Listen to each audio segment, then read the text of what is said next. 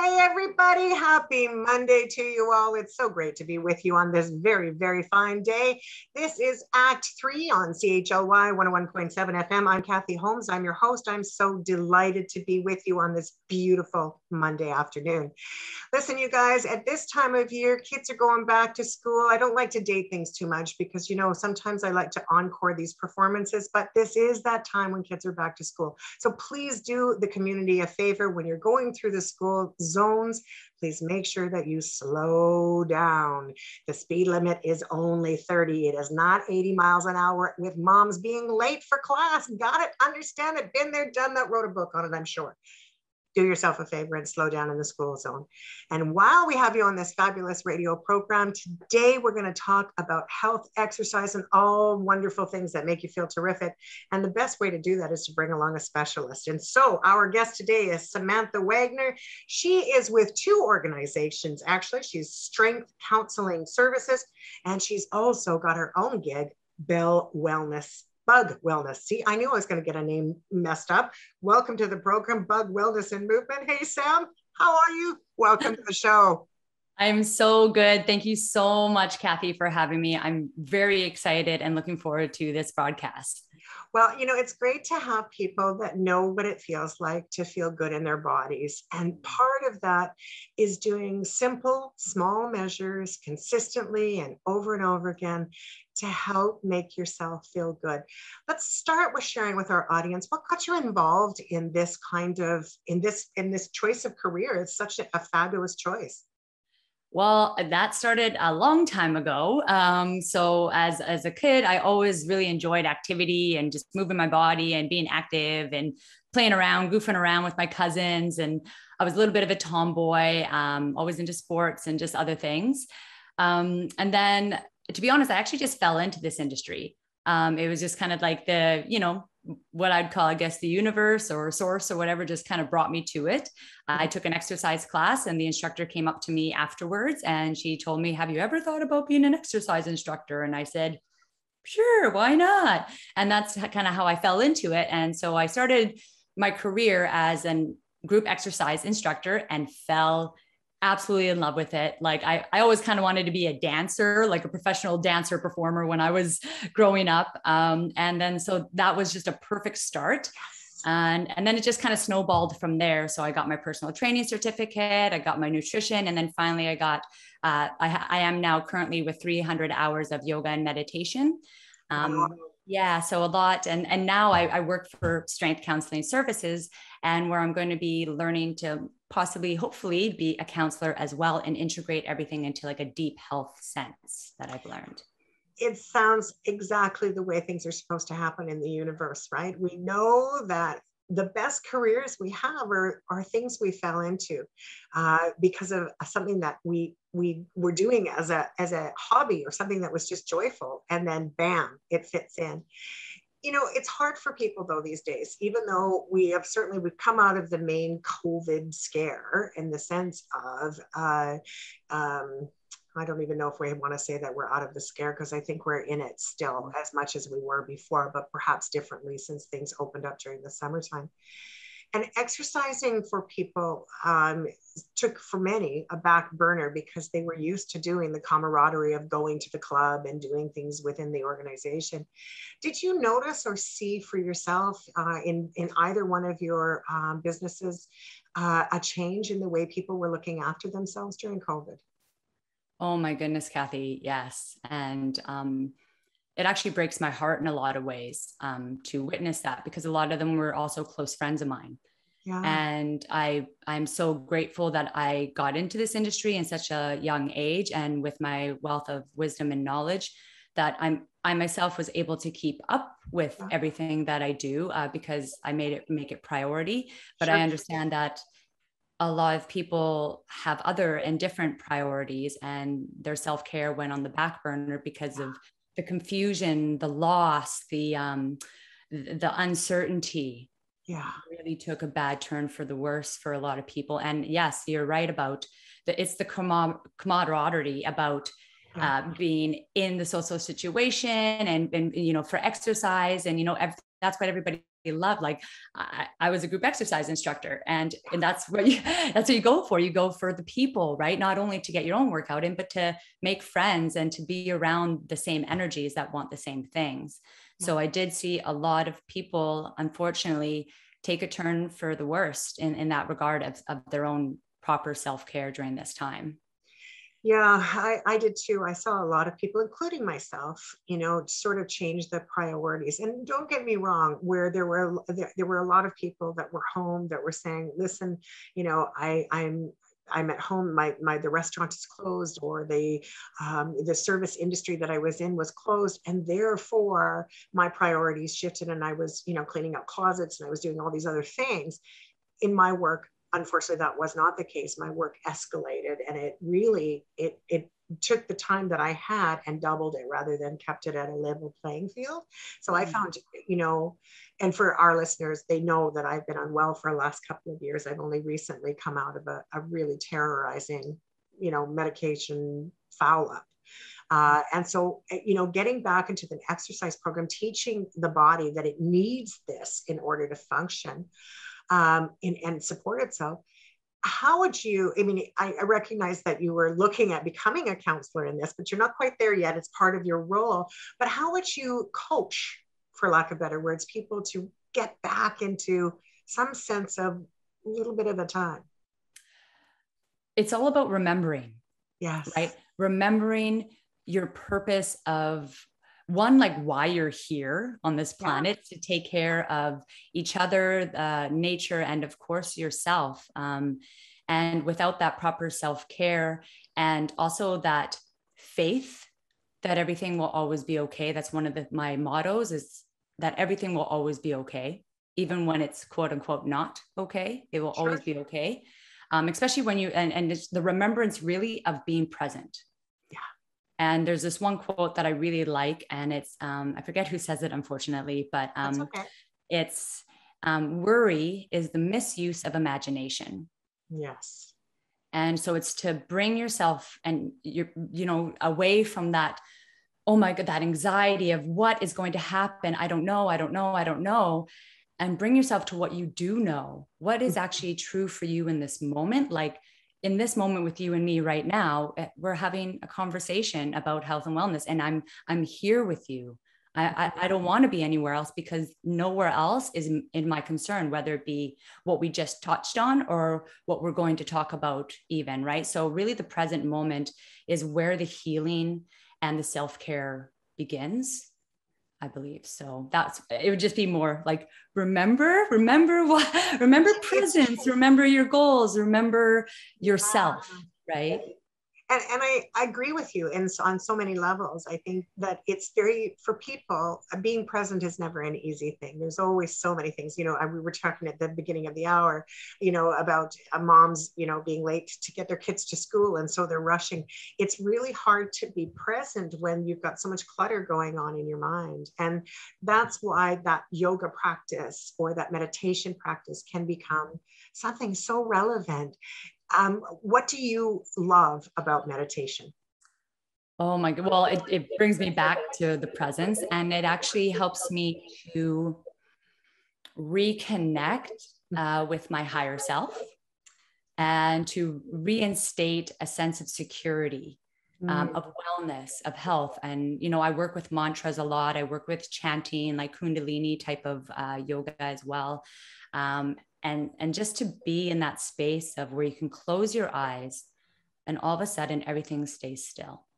Yeah. And you can, whether it be you feel your breath moving in and out, or where you feel sensation, it's just it's kind of like we're all it's like in this society, we're all floating heads, and we're just like bobbing around like absolutely this. Absolutely. I love that connotation. Absolutely.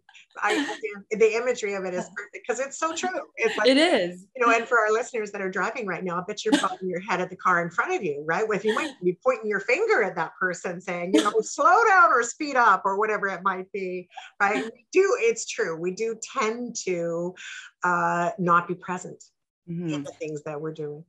So it's, it's all about bringing yoga talks about pranavayu or apanavayu, which pranavayu is the energy moving upwards, which we get stuck, right? We tend to get stuck up here, but then Apanavayu is bringing the energy back down. Yeah. So we need that balance of both. And so many of us are trapped in this prana, right? Mm-hmm. Like this energy all up in our heads, and we're just thinking too much. We're analyzing too much. We're concerning and worrying too much. And we need to remember, again, this remembrance thing comes back to just bring the energy back down. So that's why meditation and focusing on the breath actually helps, because it's bringing that energy back down into your body and through your center, and becoming balanced again, or realigned. Mm-hmm. Mm-hmm. What are some of the foundation skills for doing meditation? The foundation is to really being able just to sit, mm-hmm. you know, like, and that can be extremely hard. And, you know, and I experienced this when I was first getting into it as well. Like, I realized that, and this was a big aha moment for me, where like, I can't sit still for 3 minutes. 3 minutes, you know, and that blew my mind. And then that's when I was like, wow, like, is there something, I mean, I've had nervous system issues. Like, my nervous system was just shot like a while ago, just due to too much exercise. And again, being too much up here and everything like that. And it's the foundation is just being able to sit. I think that, you know, for myself, I remember my early years of meditation, and quite honestly, I practice in and out, depending on what's going on in my world and my timeline, which I know it should be a daily process. But meditation for me now is in prayer. I'm a woman of faith. And so for me, and I mean, I don't care what faith a person has, it's irrelevant. But spending time with spirit, whatever that looks like to you, I find is the very beginning of my foundation for any kind of meditation. But I also remember trying to just sit, like you said, and be, and just my head would not shut the heck up. Right. And it was like, I would be saying, I'm not meditating right now because I've got the grocery list is going on in my head, or, oh my goodness, I know I've only got an hour because I've got blah, blah, blah, blah, blah, blah, blah, blah, blah, blah, blah, blah, blah. And it just was this nervous natter that consistently went. And I had to be reminded by people like yourself that it's okay, that just notice it, notice that your mind is babbling and let it go. Notice I mean, there's so many people in our world that are all or nothing. It's like, well, if I can't do it perfectly, I'm not going to do it at all. What would you say to those people? You're never going to be able to do it all. I mean, it's a loaded question, but we all know it. We're looking for perfection, but there's no such thing. Yeah.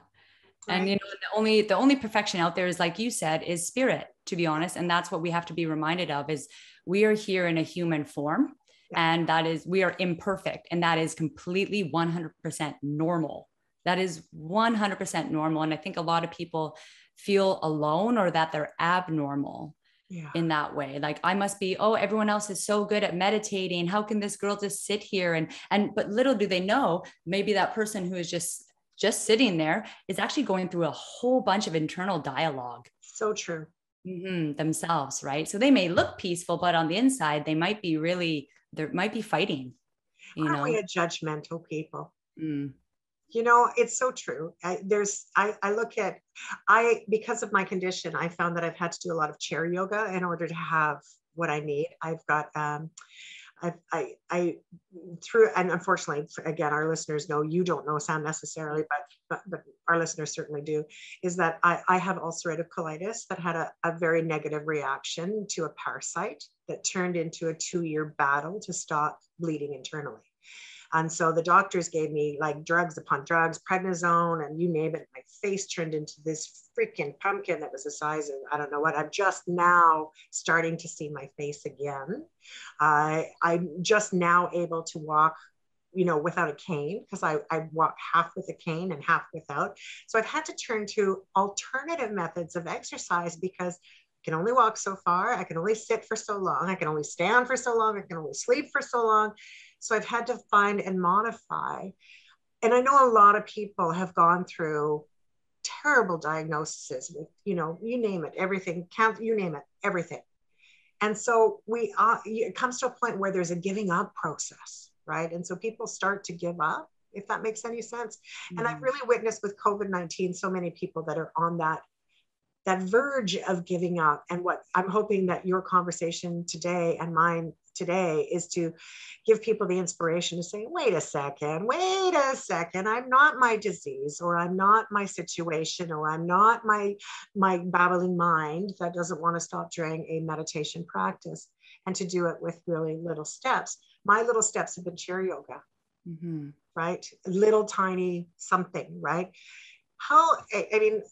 Have you experienced anything like that in your practice, or people that you've worked with that have just, how have you helped them to sort of take a next step?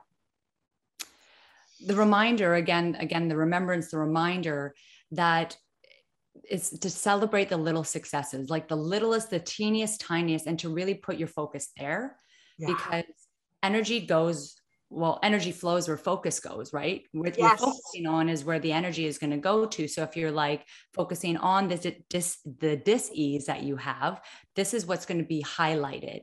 But if you're focusing on the parts of you that are well and the parts of you that are getting well, then that's where the focus is going to go. And that's where the energy is going to go. So it's all about switching your energy, because one of the quotes that I really love is, energy cannot be destroyed. It can only be transformed. Yes. So in that in itself can tell you, like, wow, I have control over this to some degree, right? Like, obviously some people are in their subconscious are very much in depth more than others. Yeah, for sure. But everyone has their own story and their own trials, and congratulations on you just still moving your body, finding ways that you can move, because that's all your body is asking for. And this is the thing with exercise, is people get, when, let's say they have an injury and they can't do the things that they used to do and that they used to love to do. But I've known from my past injuries, and also just watching clients go through theirs, is that there's always something that you can change and that you can do, and that your body's going to really appreciate. Mm-hmm. You just have to be open into the accept. Again, it's accepting where you're at this very moment, being present, being like, what can I do now? Because it's when you're present, you can make the choice, whether it be good or bad. There is no such thing in the present moment. You can make the right choice for you. And just because you made a different choice 15 minutes ago doesn't mean you can't make another new choice in the present moment. It's over whatever you thought before. And I think our listeners also very much know that this show is designed for people to look for the little tidbits of, things that they can walk ahead with that are, they're little small helpful things, right? And already, I'm just so glad that you've tuned in, folks. I mean, you are listening to Act 3 on CHLY 101.7 FM. In the Zoom booth with me today is Samantha Waagenaar. I've been calling her Sam. She's with Strength Counselling Services. She's also with Bug Wellness and Movement. I love, I'm just going to change the trajectory a tiny little bit. I love the name Bug. I just think that's so adorable. Why Bug? Okay, well, it all started when I actually, not exactly when I met my partner, but we were just friends at the time, and we took a little trip to Vernon, British Columbia, and we were on a beach, and here I am just buzzing about and just swimming and jumping and being awesome, like, in my way. Of course not. Love it. And I sat back down, and he's just like, "Why aren't you a little firebug?" And then it kind of stuck, and he ended up calling me. We worked obviously together not too long after that. And he just started calling me his little bug. And then also I owned a bug, a Beetle convertible at the time. And also what I really love about it is that it is an acronym for Be Unique and Grow. Oh, I love that. Oh my goodness, I love that. That's incredible. Be unique and grow. Since you started the company, what have been some of your major obstacles in the growth followed by the successes? Oh my goodness. Well, especially during this whole pandemic is to get online. That's No that kidding. has been Huge. yeah. And because I love, again, the big reason of why I get into this industry is to be around people, Yeah. and it lights me up, it fires me up. So that transition from teaching in person or being like with someone in an individual session, it changed. And I had to all of a sudden learn all this online stuff that I never really bothered with before, Totally. because it never Yeah, really interested me. I agree with you there. That's for sure. A work in progress. But what a great opening it's given for so many of us, right? I mean, I would have, don't get me wrong, I love doing this radio show, but I would have really, it would have been a disservice to our community not to have learned how to be able to still bring these wonderful conversations to people. And I never thought Zoom existed. Like, wow, are we ever lucky in this day and age? I think we need to celebrate the goodness of the pandemic as much as the nasty stuff that's happened, for sure. So did you find getting students to be easy or getting participants to be easy once you got online, or was it word of mouth? How were you able to develop?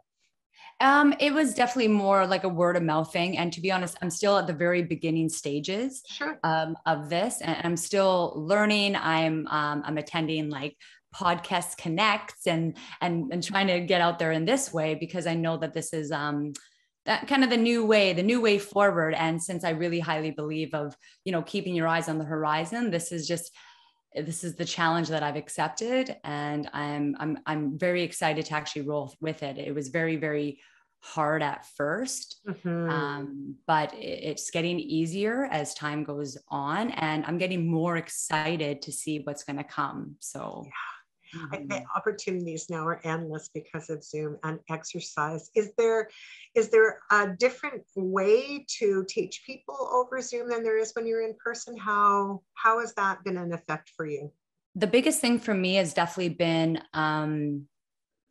because I'm a coach, right? So even when I'm teaching group exercise, I'm a coach. So, and I've been very used to hands-on approach. Right. So if I see, bad alignment or, just something where I'm like, ooh, that's like, you might hurt yourself in the long run of things. Yeah. I could easily go up to someone and just be like, do you mind if I touch you? And then adjust them, especially with personal training clients. That's been a big adjustment. Yeah. And then also just feeling out the energy was a very big adjustment. And now, finally, after over it's almost been 2 years, I feel like I can get that now, like all over online. I'm like, oh, okay. Like it's almost the same, right? Like, yeah. So I agree. Yeah. There's nothing that will ever replace the personal contact, but if you use the tool enough, then you can certainly find some leeways to make it more meaningful in the work that you do. When I'm going to take us down the path of yoga as a whole, there are so many different kinds of yoga. It is just unbelievably confusing as to what's what. I mean, I'm just wondering, can you offer up for us a little bit of a mini, lesson on the kinds, or certainly what you teach in specific, but, there are a lot of different kinds of yoga. So know, first of all, that yoga means to unite or to yoke. Okay. So it's just uniting mind, body, and spirit all in one. Because once that happens, then you have your choices are clear, and you get this sense of freedom, right? So that's the first thing foremost. So it doesn't, as long as you have that in mind, it doesn't necessarily matter what yoga you take part in. Okay. But the types of yoga, we'll just start off with the ones that I mainly teach. There's vinyasa yoga, which is one of my favorites because, as I was saying earlier, I love to dance. And to me, it's like a flow. It's a flow yoga, right? And you do something specifically called the vinyasa in the middle of each sequence, right? So you put lots of different moves together. You're flowing, you're moving with breath. Inhale, exhale, as you're moving through these postures. So it's a continuous movement, and it can be quite cardio driven as well, especially with the breath going in. So that would be more dynamic. You can make a vinyasa flow very restorative as well. But it really does, it's more dynamic than anything. So then taking it into hatha yoga, ha means sun, and then tha means moon. So bringing basically the masculine and the feminine energies into one. So hatha yoga is mainly going through different postures. They might flow, they might not, but holding a specific posture for a specific amount of time. And then restorative yoga, let's go into restorative yoga. It's one of my favorite practices. It's how I actually got into yoga myself due to a bad back injury. And that was the only thing to actually help. And the reason why I love this is because it supports you. So what you're thinking about is you want to bring the floor to you. So you use lots of different props. You could use blocks, bolsters, pillows, blankets, towels, eye mask, like basically anything that you need to feel at the most comfort and to bring the floor to you. So if you find it very hard to do a lot of like the moving type of yoga, restorative practice is going to be for you because it also allows you to connect to your breath. And it's like a meditation, right? So you can do it guided. You can do it like I love to do it just with my own music, and it's something that drives me and inspires me to just breathe and something like that I can really connect to emotionally. And it really signifies it's about relaxing and letting go of everything because you're completely supported. Now there's yin yoga, which is similar to restorative, but the only real difference here is that you're not as supported, right? So you can still use props like blocks and stuff like that, but you're not necessarily just relaxing. You're holding a posture that might be pretty discomforting as you're breathing through it and working through it. And this was one of the actually in one of these classes I had, I guess you can say a spiritual experience, like a release of emotion through some of my body parts. So in my lower back specifically, and in my hips and my quads, I was holding a lot of emotional energy of uncertainty and loss and grief and sadness in those areas of my body. And I actually, I remember when we got out of a pose, all of a sudden we were going into child's pose, and I had black and white images like go across my eyes, like my eyes were open. Wow. And all of a sudden I seen me and my father, and like in these kind of, I couldn't tell exactly what was going on, but all I could feel that it wasn't a good memory. Yeah. And it was like, and then I just started to cry. Like it was like the emotion just got released from my lower back and my hips and all that other stuff. So yin yoga and even restorative can break through some connective tissue within your body where energetically your emotions are being held in your subconscious, right? Your body keeps a score of your life. So even though we think that we've managed to get through something, right, in our lives, whether it be an experience or whatever it is, our body remembers and it stores it if we haven't appropriately released it or become aware that we need or even grieved it, or even grieved whatever it might be. Right. You didn't allow yourself to grieve. Like, I'm a strong person. Or you've been taught not to cry or be vulnerable because you think it's weak, things like that. So it's, it's pretty amazing stuff. How much does the head and the heart have to do with the restorative yoga and yin yoga?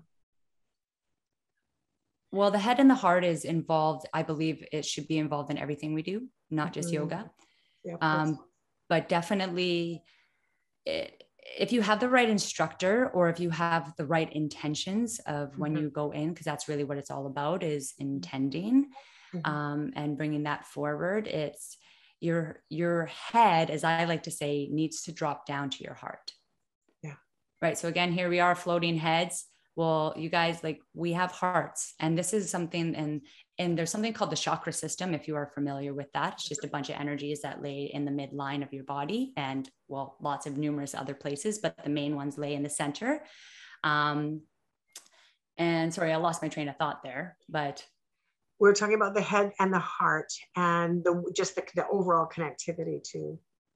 Right. So, right. So it's, bringing yourself into an alignment of those chakras. Like just focusing on, like, because there's the heart chakra, right, which lies actually in the dead center of the chakras. So there's 7, right? So there's the root chakra, sacral chakra, solar plexus chakra, and then your heart chakra, and then your throat chakra, third eye, and then crown. And so I like to say that your heart is the bridge that connects the physical with the spiritual. So we have to connect to our heart, and this chakra also from the heart, it represents universal love for yourself, love for your neighbor, forgiveness. And I wouldn't say the most important, but a really good one to remember is transformation. Sure. Right. So to make true transformation, it has to be led with your heart and guided from there, or else the transformation won't stick around for very long. Yeah. Mm-hmm. There's something that's resonating with me when I think about the chakra piece. And I think about as we get a little bit older, right?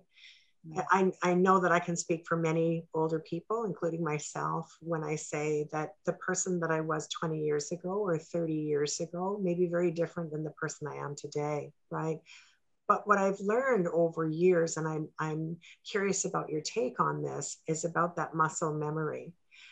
You were talking about with your father and having that black and white photo that was kind of going across, and it may not have been, it could have been as equally as positive as it was negative. I mean, whatever that may have been for you, I'm sure that, you know, that's a very personal piece. So I don't want to go into that direction, but rather along the idea of that holding of that emotion or that energy in your lower body, in your thighs, in your lower back. And I'm really curious about so many people that are experiencing severe and chronic pain, how much of a connection there is to those memories of 20, 30, 40 years ago that have been unsolved. I think it's an immediate connection. There's always a connection between your past and what your body is holding on to. Because realistically, we can't change the past, of course. But we can release it. Yes. And that's a big difference. Yeah. It's a huge difference. And you know, shoving it down, what most of us do, even though we don't, and some of us might not even recognize that's actually what we're doing. We think we've completely gotten over it and that we're fine until something happens, like let's say this pandemic, right? It might bring up a lot of past emotion, or even if you're just with your partner and they say something, or a family member or whoever it is, they say something that triggers you. Yes. It could be a word, it could be how they're saying it, it could be anything. Of course, that's not their intention to hurt you or to make you angry, but it's just that immediate reaction. And it's those reactions that we really have to pay attention to. Like, we don't want to overanalyze and get stressed out, because that will happen when we overanalyze and keep asking why.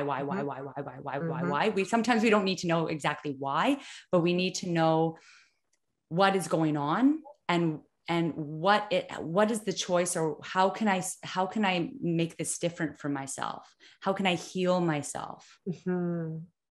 And that's where meditation can really be of service, right? Because you can actually talk to those pieces that you've been triggered by and find a way to work through them. And with the help of people like yourself, a good coach that can help you sort of to modify the positioning, as well as that calmness that can come with coaching, you may be able to really see some major improvements in the quality of your life.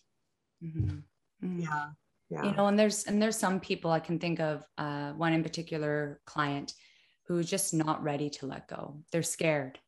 Yes. And they may not know that they're actually scared, but they're resisting to relax, you know, I was teaching her restorative yoga, and she just could never lay still again. Right. So it's just like that, being afraid to allow those emotions to come to the surface, because it's not easy. Mm-hmm. And it can be scary to re-experience them. But you're going to experience it in a different way, right? When you are ready to release. And this is the thing, you have to be ready. Yeah. You have to be ready and willing to be vulnerable, and to be completely, again, present and watch. And one of the things that I really love is being the observer and the witness, right, to everything that's actually coming up, whether it be in your thoughts or sensations in the body or in the breath, or even let's say you're being guided. Let's say I'm taking you through a meditation and I say something and you're like, oh, I don't like what she just said. Like, I don't believe that. Or I don't, you know, you have to kind of be like, like, why does that upset me so much? Exactly. It's being curious. Being curious. You got it. Yeah. That's a perfect word for it. Yes. Like, Curiosity. Yeah. What's that all about? Why am I triggered by this? What is it that I'm feeling? As so many of us feel that we're self-aware, and so many of us know that we're not. Even as you go, it's a work in progress. So again, talking from earlier in the conversation, we were talking about perfection, and at the end of the day, again, it's not about being perfect in the way that you're doing that, but to still find that curiosity as to the what's and the how. And the more you do that, the more comfortable you can be in your own skin. And I want to just go back to also the fact that while you're in this process, to celebrate yourself, yes. Right? Because we can get lost in that we're feeling, right? We let our emotions take control of us again, right? While things are coming up. And it's to remember, okay, I'm celebrating, and I'm so grateful for this vessel I'm in. I'm grateful for my friends, my family, is to remember all these beautiful things that you absolutely hold dear and true to your heart, so that you can make sure you stay on the path of becoming well, and not, again, sink down into this spiraling, like, oh, I feel like this because of this. And, again, absolutely. That's when we can't overanalyze. We have to just feel, witness, wonder, celebrate. When I don't know if you identify with this, but I'm going to throw it out there just for the thought.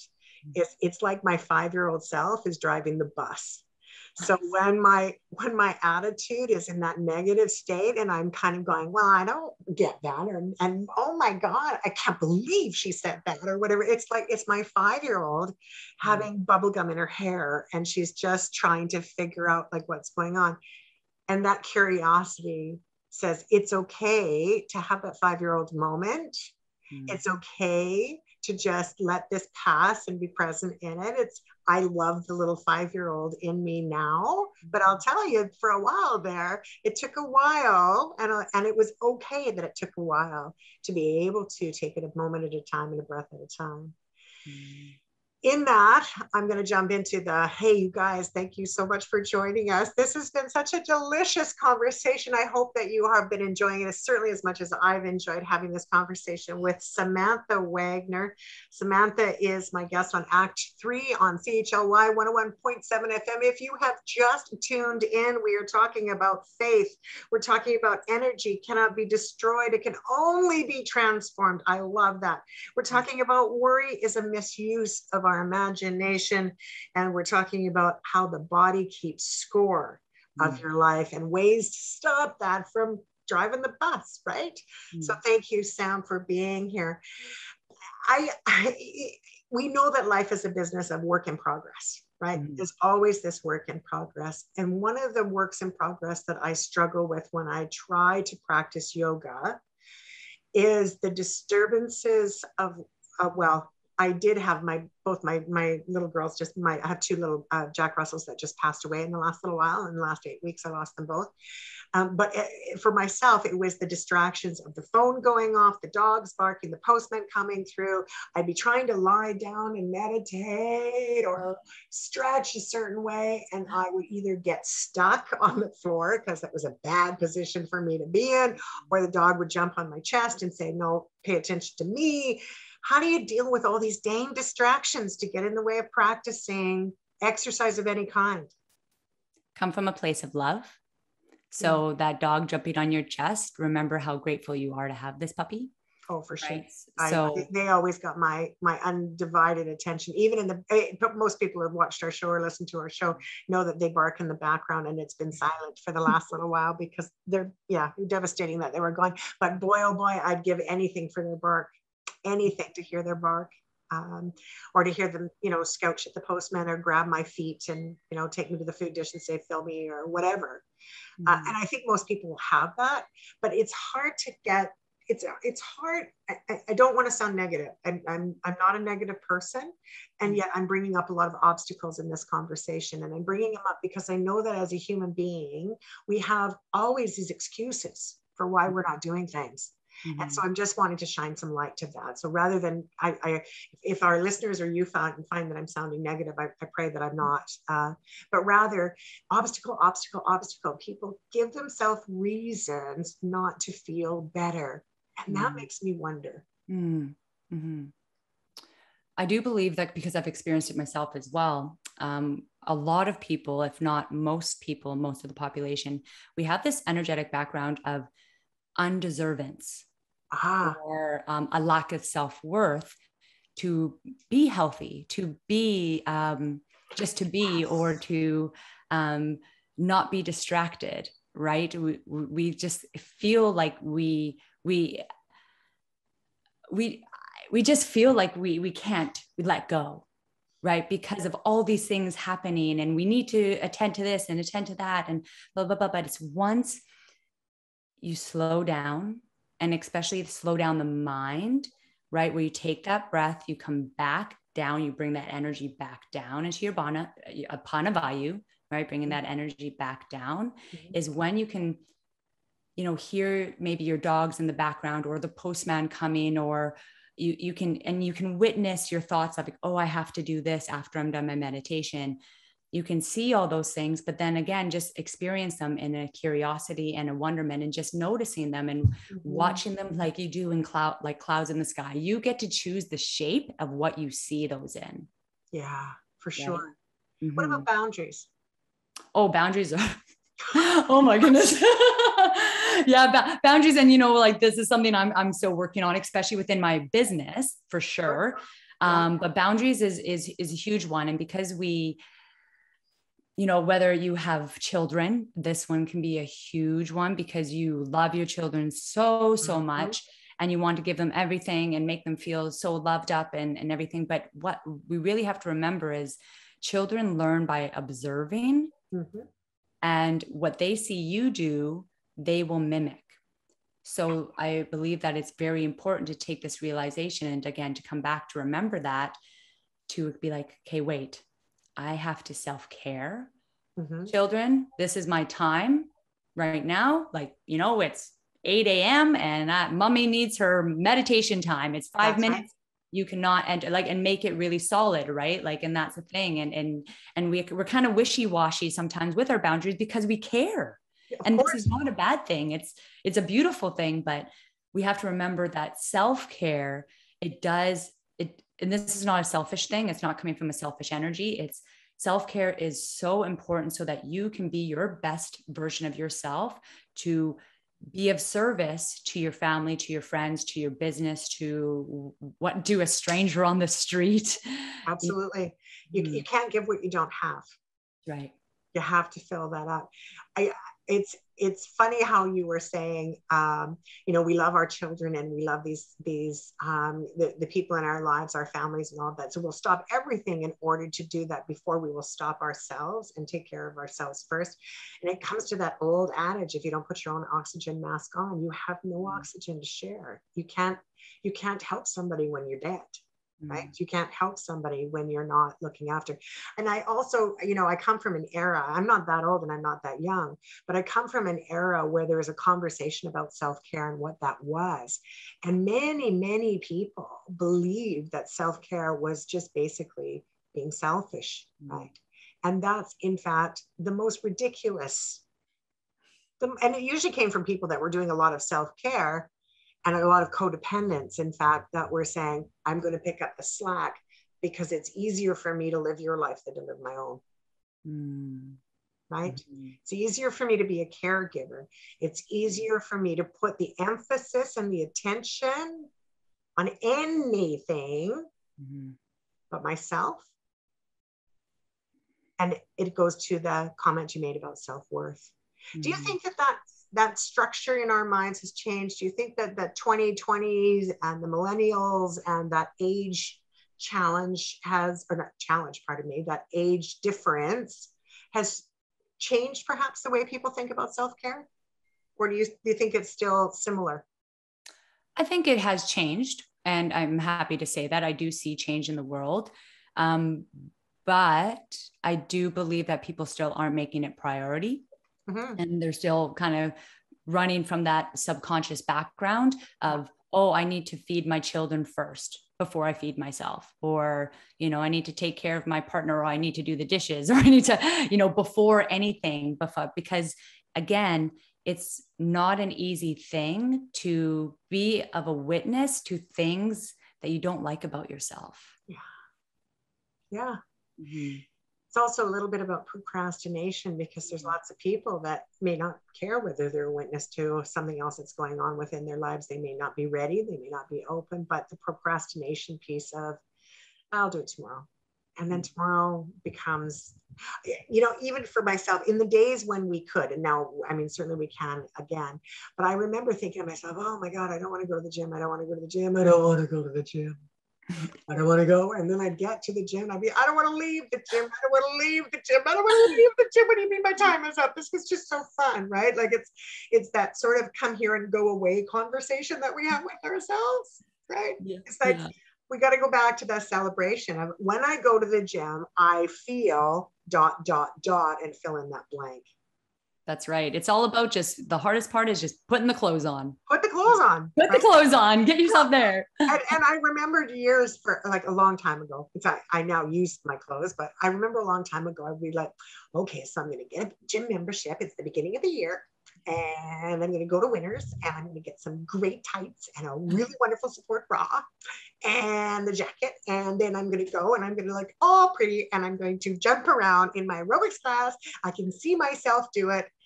The tags are still on those garments in some cases, right? So I mean, I know that people can identify with that, because I know how many of us do that, right?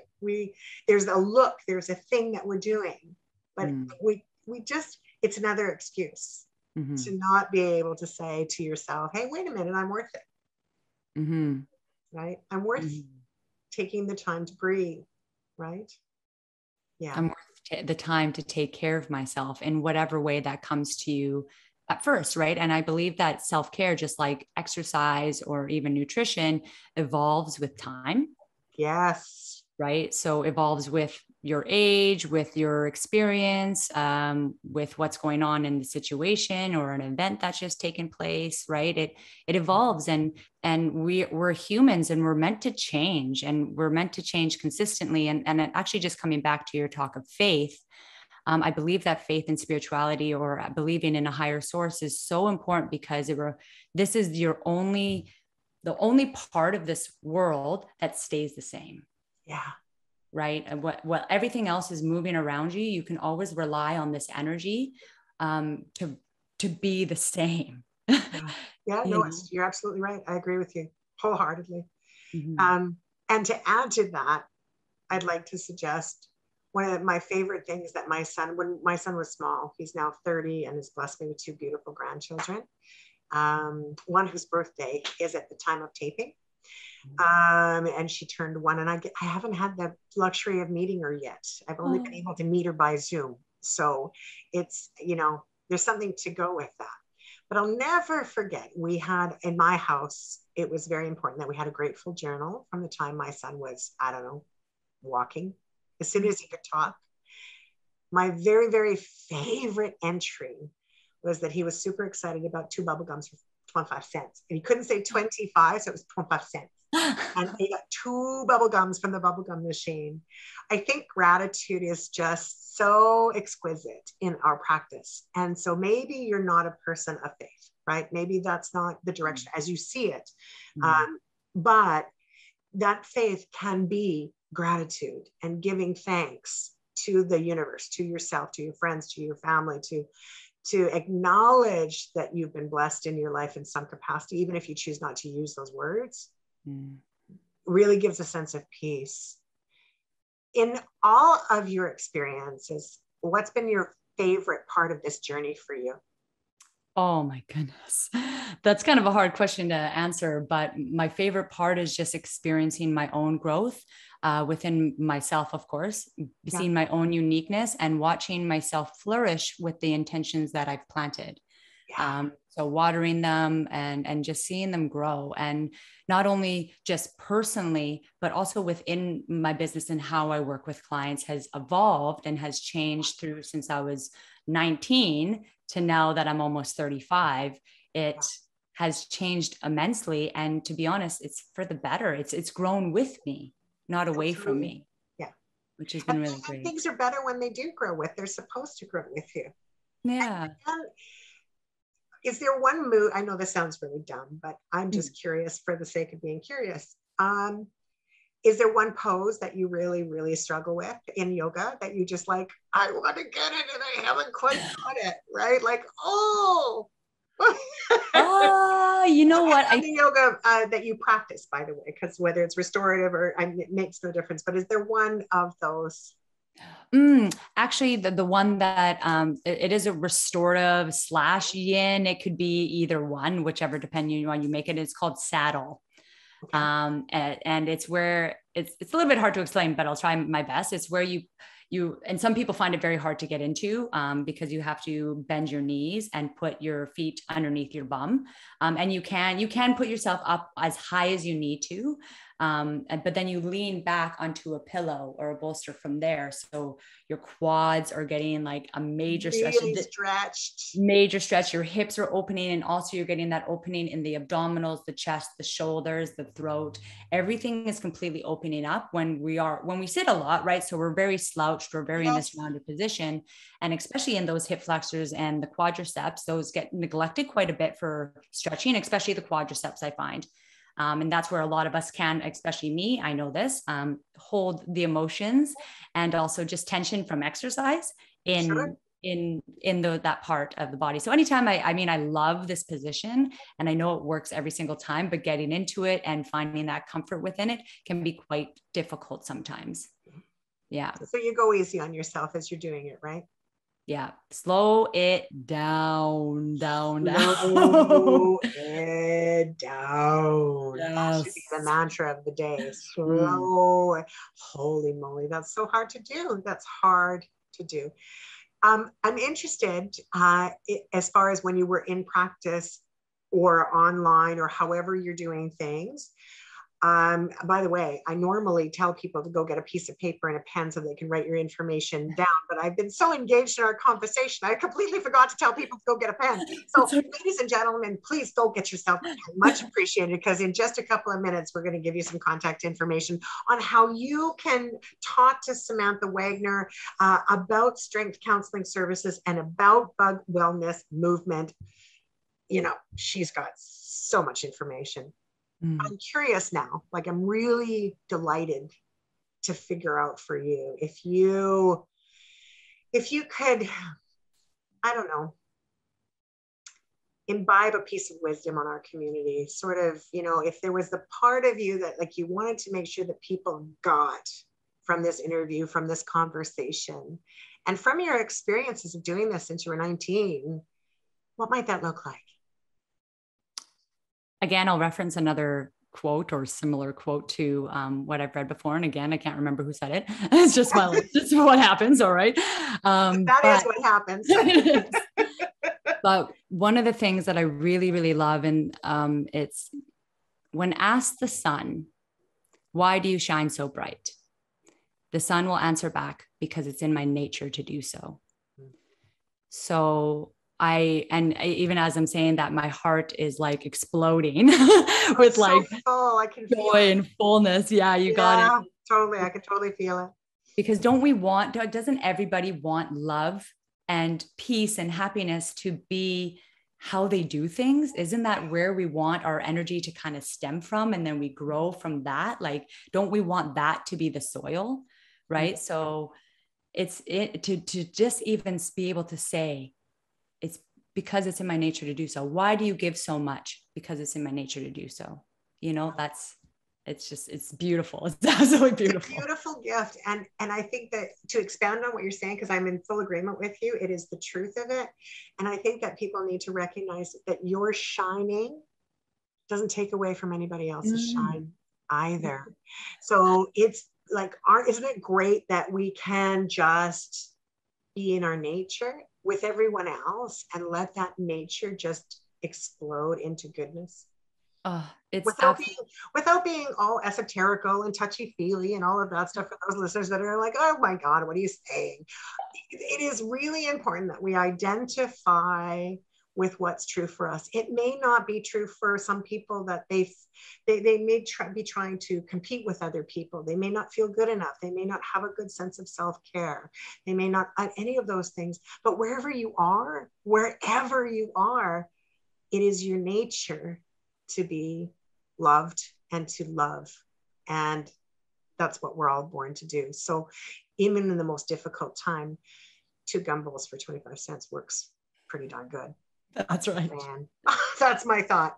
Hey, listen, if you have just tuned in, you have tuned into the end of the program. Holy crap, I can't believe we're at the end of the program, but we are as well.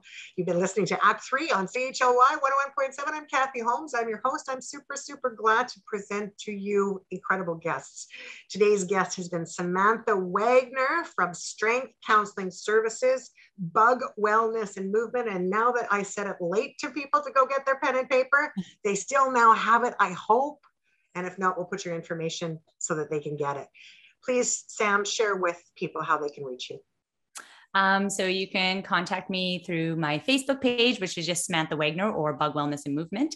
Find me on there, or Samantha at strengthcounseling.ca, or you can also just find me on the Strength Counseling website, which is www.strengthcounseling.com. That's fantastic. I'm going to get you to slow that down and do it one more time. Just for those people that got the first half, but they didn't get it all. I do also want people to understand that the spelling of your name is not traditional Waagenaar. So if they're looking for Samantha Waagenaar and they do Waageer, they're not going to find you. They need to do a little bit more. Maybe that would be part of this conversation. Want to share that, please? And thank you. Yes, I will slow things down. So everyone, you can find me on Facebook, either at Bug Wellness and Movement, or by my name, Samantha Waagenaar, which is spelled Waagenaar.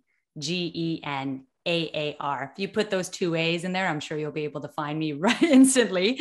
No kidding. And then also Samantha at strengthcounseling.ca is the email that you can reach me at.